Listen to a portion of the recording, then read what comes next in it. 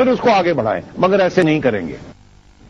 अरे सेठी साहब, मेरे जहन में एक सवाल ये भी आता है कि इमरान खान साहब ने जब ये धरना किया, उन्होंने एड्रेस करते हैं वो इस मुल्क की हुकूमत को, क्या उन्हें फौज को भी एड्रेस नहीं करना चाहिए साथ के? जी जाहिर बात है, अगर ड्रोन हमले हो रहे हैं तो एक अप्रूवल के साथ हो रहे हैं, और खासतौर पे जो एक ब्रीफिंग दी गई, जो एक किस्म का ऑफिशियल स्टेटमेंट था जनरल गयूर महमूद का 8 मार्च का, तो इमरान खान साहब ने उसको कभी एड्रेस नहीं किया, जिसमें जनरल साहब ने जो वहां के जीओसी हैं नॉर्थ वजीरिस्तान के, उन्होंने कहा था कि 90% 95% से ज्यादा जो है वो मिलिटेंट्स मारे गए हैं ड्रोन हमलों में।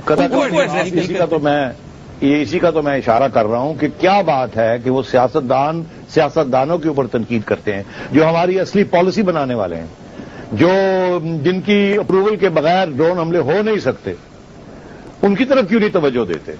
गिलानी साहब को क्यों कह रहे हैं? उनको तो खुद मालूम है कि गिलानी साहब के हाथ में कुछ नहीं है, तो उनको क्यों कह रहे हैं?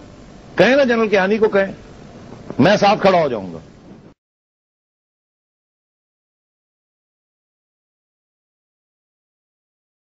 मुझे एक बात बताएं खान साहब, आपके पास एग्जैक्ट नंबर है? बड़ी कंफ्यूजिंग सिचुएशन है कि ड्रोन में सिविलियन कितने मरते हैं और तालिबान या अलकायदा के एजेंट कितने मरते हैं। और ये मैं इसलिए कह रहा हूं कि एक सर्विंग मेजर जनरल का बयान, और आपको पता है आजकल आर्टिकल्स में वही कोट हो रहा है गयूर महमूद साहब का, कि उन्होंने कहा कि ज्यादातर जो हलाकतें हुई हैं वो तालिबान की, अलकायदा के एजेंट्स की और गैर मुल्कियों की हुई हैं ड्रोन हमलों में। मैं इसको कभी भी नहीं मानूंगा। मेजर जनरल गयूर का जो बयान है ये बिल्कुल गलत है। ये हमारी सारी पार्टी है इस वक्त कबायली इलाके में, हमें टोटल फीडबैक आती है। आज हम वजीरिस्तान से लोग आए हुए हैं, आप उनसे पूछ लें, मैंने बात आप वहां के मलकों से पूछ लें, मुझे ये बता दें, किसी से वो पूछ लें, मुझे पहले तो ये समझाएं कि इनको पता कैसे चला मेजर गयूर को। वहां तो फौज होती नहीं है जिधर वो जो ड्रोन अटैक्स होते हैं। जिधर फौज है उधर तो ड्रोन अटैक्स नहीं होते, जिधर फौज नहीं है उधर होते हैं। फिर आप सारे अखबारों में पढ़ लें कि या उनके जिस्म इतने जल जाते हैं कि पता नहीं चलता, या टुकड़े इतने हो जाते हैं कि पता नहीं चलता। और आपको कैसे पता चलता है?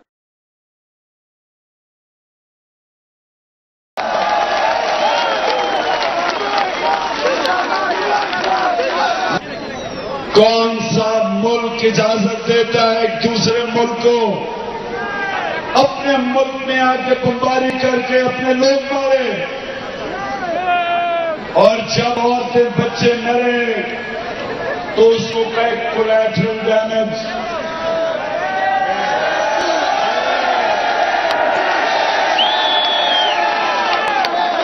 कौन सा मुल्क इजाजत देता है?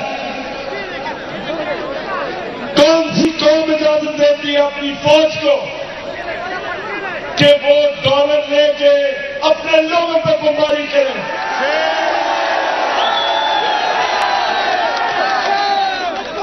क्या हम इसके खिलाफ हैं कि हमारी फौज कबायली इलाके में ऑपरेशन करे? आपके ऑपरेशन को कुछ लोग कहते हैं, जैसे आर्मी सीनियर आर्मी ऑफिसर ने, कमांडिंग ऑफिसर ने कुछ 2 हफ्ते हुए कि जी ड्रोन अटैक से इतना नहीं हार्म करते जितना कहा जाता है। ये तो कहा था, सारा बिल्कुल झूठ बोला इसने। जिस जनरल ने ये कहा, ने कहा है, इस जनरल ये गयूर ने जो कहा ये बिल्कुल झूठा आदमी है। हमने वजीरिस्तान के मलिक बुलाए हुए हैं यहाँ, उसने स्टेज पे कहा कि 20 में से अगर 2 दहशतगर्द मरते 18 पे कसूर लोग चाहिए।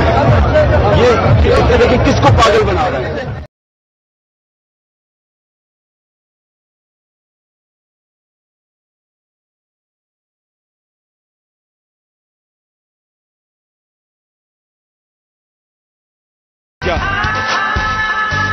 पाकिस्तान हमारा, ये पाकिस्तान तुम्हारा, चमकेगा फलक तो यूं ही है रोशन चांद सितारा। पाकिस्तान तहरीके इंसाफ की तरफ से अमेरिका के ड्रोन हमलों के खिलाफ पेशावर में 2 दिन का धरना पाकिस्तान की सियासी तारीख का एक मुनफरिद वाकया था। वो शहर जहां बम धमाकों की वजह से सियासी सरगर्मियां मफकूद होती जा रही थीं, वहां पर पाकिस्तान तहरीक इंसाफ के सरबराह इमरान खान ने खुलेआम सड़क पर धरना देकर एक तरफ बम धमाकों के खौफ को शिकस्त दी तो दूसरी तरफ अमरीकी पॉलिसियों के खिलाफ पाकिस्तानी अवाम के गम और गुस्से को जुबान भी दे दी। आगे ही बढ़ते जाना है, मंजिल को हमने पाना है, रोकेगा कैसे हमको आसमां। जज्बों में लहर तूफानी है, सोचों में नई कहानी है, छूने चले हैं हम तो क्या नक्शा फल्क की जुस्तजू कदमों में है जहां। पाकिस्तान हमारा ये पाकिस्तान तुम्हारा, चमकेगा फर्क पे यूं ही रोशन चांद सितारा।